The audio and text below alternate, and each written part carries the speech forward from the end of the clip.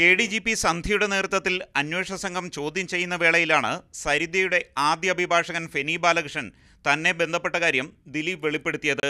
തനിക്കെതിരെ ഗൂഢാലോചന നടക്കുന്ന കാര്യം പറഞ്ഞാണ് ഫെനി തന്നെ വിളിച്ചതെന്ന് ദിലീപ് അന്വേഷണ സംഘത്തോട് വ്യക്തമാക്കിയിരുന്നു.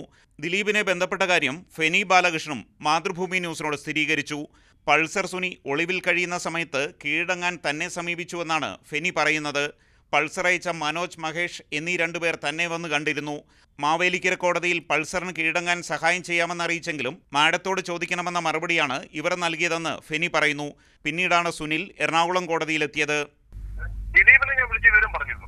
ഇങ്ങനെ അവര് എന്തൊക്കെ ഒരു മാഡത്തിന്റെ കാര്യമോ പറയുന്നുണ്ട്, ഏതോ നടന്മാരുടെ കാര്യങ്ങൾ ഏതാണ്ടൊക്കെ പറയുന്നുണ്ടെന്ന് പറഞ്ഞു. അപ്പൊ ഞാൻ ഇപ്പൊ ഇദ്ദേഹത്തിന്റെ ഒരു റൂമറൊക്കെ നടന്നല്ലോ. അങ്ങനെ ഞാൻ പിന്നെ ദിലീപിനോട് കാരണം ഇങ്ങനെ രണ്ടുപേരുണ്ട്, ഇങ്ങനെ സംശയത്തിലുള്ള എന്തെങ്കിലും കൊടുക്കാനുള്ള സാധ്യതയാണെന്നുള്ളത്. അവൻ പുള്ളി പറഞ്ഞ ഞാനൊന്നും ചെയ്തിട്ടില്ല, പിന്നെ ദൈവം സത്യം ഞാനൊന്നും ചെയ്തിട്ടില്ല, പിന്നെ അത് കള്ളമാണ്.